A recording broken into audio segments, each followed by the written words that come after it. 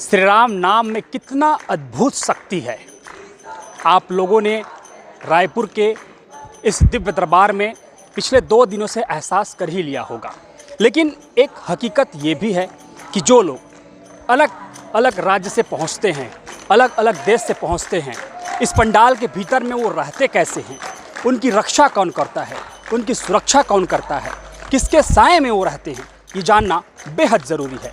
यही जानने के लिए हम छत्तीसगढ़ की राजधानी रायपुर के गुड़ियारी मैदान दही हांडी मैदान में पहुंचे हुए हैं, जहां पर पंडित धीरेन्द्र शास्त्री बागेश्वर वाले बालाजी महाराज के राम कथा हो रहे हैं और दिव्य दरबार भी हुआ है। देश भर की मीडिया ने ये बताने का प्रयास किया है कि इसमें कुछ होता नहीं है, लेकिन ये बात एकदम जग जाहिर हो गया है कि दिव्य शक्तियाँ तो होती है। लेकिन सबसे खास बात क्या है कि ये लोग जो रहते हैं पंडाल के भीतर में, उनके खाने की व्यवस्था, उनके पीने की व्यवस्था, वो रहते कैसे हैं, उनकी सुरक्षा कैसे होती है, वो रात भर करते क्या हैं। तो एक बार मैं अपने कैमरामैन से कहूँगा कि आप पंडाल दिखाइए। पंडाल में लाखों लोगों की अभी भी उपस्थिति है और कुछ लोग भजन कीर्तन में लगे हुए हैं। देखिए किस प्रकार से राम नाम की भक्ति में युवा डूबे हुए हैं। माँ, बहन, बेटी, हर कोई एक परिवार के साथ में राम नाम के जप कर रहे हैं और बिल्कुल यहाँ पर कीर्तन चल रहा है। हजारों लोग अभी भी इस पंडाल के भीतर में हैं। कीर्तन चलते रहना चाहिए, कीर्तन चलते रहना चाहिए। सीताराम सीताराम करते रहिए भैया। तो ये लोग हैं, आप देखिए बहुत से अलग अलग लोग हैं। कुछ लोगों से जानने का प्रयास करेंगे वो आखिर कहाँ से आए हैं और कुछ युवा साथी है। सबसे अच्छा लगता है कि जब युवा देखोगे, क्योंकि ऐसा एक समय में माना जाता था और ऐसे लोगों का कहना है कि भैया भक्ति जब करना है तो 60 की उम्र के बाद। लेकिन इनकी ज़रा चेहरा देखिए, इनकी सबकी उम्र लगभग 20 से लेकर के 25 से 30 साल के बीच में है। तो युवा है, सबसे अच्छी बात है। कुछ साथी हैं, उनसे जानने का प्रयास करेंगे। कहाँ से आए हो भाई? बलौदा बाजार से। बलौदा बाजार छत्तीसगढ़ से आइए। रात यहीं रुके हो? हाँ। डर लगता है? नहीं। क्यों नहीं लगता? नहीं, अब हनुमान जी के शरण में है। हनुमान जी के शरण में आ गए हैं। क्या खास बात लगता है आपको इस पंडाल के भीतर? पंडाल के बीच हम लोग को हनुमान जी के बारे में सब चीज़ पता चलता है। जो नहीं पता है वो बागेश्वर धाम हमको बता दिए जाते हैं। अच्छा, तो और कुछ युवा साथी हैं, उनसे भी जानने का प्रयास करेंगे कि वो कहाँ से आए हैं। भाई कहाँ से आए हो? मैं बलौदा बाजार से। क्या नाम है? उदय कुमार पटेल।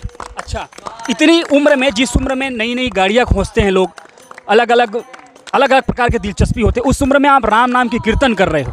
कितना बदलाव आया है आपके अंदर में और ये क्यों आया है? बहुत मतलब मेरे अंदर बहुत बदलाव है। सब मन को शांति मिलता है। बस इतना ही बस। अच्छा, रात को रहते हो यहाँ पे, डर लगता है? रात को नहीं, यहाँ कोई डर नहीं। कीर्तन करते समय। क्या नाम है भाई आपका? क्या नाम है? दीपक पटेल। दीपक, ये बात बताओ कि इस उम्र में जो है, जहाँ पर लोग घूमते हैं फिरते हैं, यहाँ पर राम नाम जाप करने आए हो, क्या खास बात है?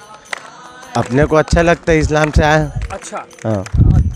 और दूसरी सबसे बड़ी बात यह है कि आप लोग इतने सारे लोग आए हो यहाँ पर, कुछ खास वजह है यहाँ पर आने की? कुछ अर्जियाँ लेकर के आए हो? क्या बात है? अर्जी लेके आए थे, लेकिन अब तो कल ख़त्म हो जाएगा। हाँ, तो ये वो लोग हैं, अलग अलग जगह से आए। कुछ बहनें भी आई हैं, उनसे भी बात करेंगे कि आखिर राम नाम की जो शक्ति है उस पर भी बात करेंगे। ये भाई भजन कर रहे हैं, इन्हीं से बात करते हैं। भाई, राम नाम की भक्ति में रमे हुए हो, कितना आनंद आता है राम नाम में? आपको समझ में नहीं आ रहा मेरे भाव से। भाव तो समझ में आ गया है, लेकिन बात यह है कि राम नाम की वजह से जिस उम्र में लोग खाते हैं, पीते हैं, घूमते हैं, अलग अलग गाड़ियों में घूमते हैं, उस राम नाम में आप तो हो ही इतने आनंद में, बाकी के सारे लोगों को आनंद में लाने के लिए क्या करेंगे? राम नाम से लोगों को आनंद क्यों आता है? अगर आप बात करते हो राम नाम की, तो इस राम नाम में इसलिए आनंद आता है कि राम को भगवान भोलेनाथ भी जपते हैं, क्योंकि शंकर सहस विष्णु अज तोही और सकहि न राखी राम कर द्रोही। जो राम का द्रोही है वो सब भक्त हो ही नहीं सकता, और जो शिव का द्रोही है वो राम भक्त नहीं हो सकता। ये राम भगवान ने स्वयं कहा है। और राम के नाम की महिमा से कृष्ण भक्त क्यों जुड़ जाते हैं? क्योंकि उनकी राधा रानी और माधव सरकार उस नाम से आ जाते हैं। केवल एक नाम में दोनों का स्मरण हो जाता है, इसलिए इस राम के नाम में सब भक्तों को आनंद आता है।